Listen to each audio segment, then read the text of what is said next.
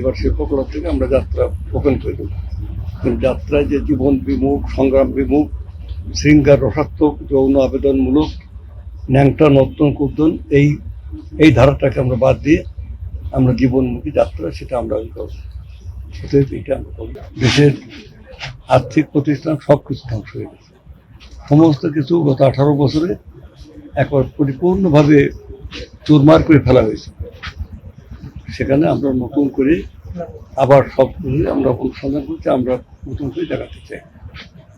সংস্কৃতি হচ্ছে আমাদের আত্মার মতো, আমাদের যে ঐতিহ্য, আমাদের যে ইতিহাস, আমাদের যে জাতিসত্তা, এটা হাজার হাজার বছরের পুরনো। এই পুরনো সংস্কৃতির ধারাকে এমন না যে শুধু 500 বছর আগে, 1000 বছর আগে, তা না, তারও আগে থেকে এটাকে আমরা যেমন ওই যে আমাদের প্রত্নতত্ত্ব অধিদপ্তর আছে, সেখানে আমরা যত দূর যাওয়া যায় আমরা সেখানে সেটা খনন করছি, প্রিজার্ভ করছি, ইতিহাস সংরক্ষণ করছি। আমাদের আর্ট কালেকশন লাইব্রেরিতে, আমাদের গ্রন্থশালায় সেগুলো করছি, আমাদের গণগ্রন্থাগার, তারপরে জাতীয় গ্রন্থকেন্দ্র, পাবলিক লাইব্রেরি, গণগ্রন্থাগার, এগুলোতে আমরা সব কিছু সংগ্রহ করে আমরা আবার মানুষকে লাইব্রেরিমুখী করতে চাই।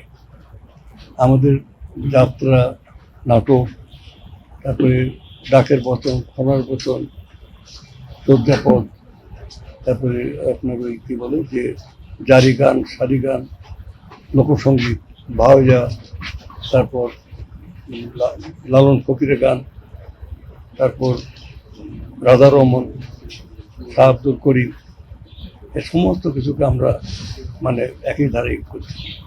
অলরেডি আমরা বিভিন্ন জায়গায় যাত্রা, এবার শিল্পকলা থেকে আমরা যাত্রা ওপেন করে দেব। যাত্রায় যে জীবন বিমুখ, সংগ্রাম বিমুখ, শৃঙ্গার রসাত্মক, যৌন আবেদনমূলক, ন্যাংটা নর্তন কুর্দন, এই ধারাটাকে আমরা বাদ দিয়ে আমরা জীবনমুখী যাত্রা সেটা আমরা করব। অতএব এটা আমরা করব। আমি এই যে ডেপুটি কমিশনার ওখানে যে মিটিং হবে সেখানে সব বলবো, আপনারা থাকবেন, ওনারা থাকবে, আচ্ছা বলবো। তো এখানে আমরা সংস্কৃতিকে আমরা নতুন মাত্রায় নিয়ে যেতে চাই। আমাদের সাথে 48টা দেশের কালচারাল ডিপ্লোমেসি, বিদেশের সাথে আমাদের কালচারাল সাংস্কৃতিক কূটনৈতিক সম্পর্ক স্থাপিত হয়েছে। এখন আমরা একযোগে পররাষ্ট্র মন্ত্রণালয়, সাংস্কৃতিক মন্ত্রণালয়, ক্রীড়া মন্ত্রণালয়, পর্যটন মন্ত্রণালয়, আমরা একসাথে কাজ করে যাচ্ছি যৌথভাবে। আমাদের সমস্ত কাজের যে উদ্ভাবন, অনুপ্রেরণা, সেটা আমাদের মাননীয় প্রধানমন্ত্রী জনাব তারেক রহমান। আমাদের সাংস্কৃতিক কর্মকাণ্ড কীভাবে এগোতে চাই, আমরা স্কুল কলেজের ছেলেমেয়েদের পদ্ধতি আমরা, অতএব এটা ভাবার কারণ নাই যে আমরা ব্যর্থ হওয়ার জন্য আসি নাই, আমরা সফল হব এবং ব্যর্থতার জায়গাগুলোকে আমরা চিহ্নিত করে আমরা জঞ্জাল পরিষ্কার করে আমরা নতুন বাংলাদেশ একটা রেনেসাঁ তৈরি করব।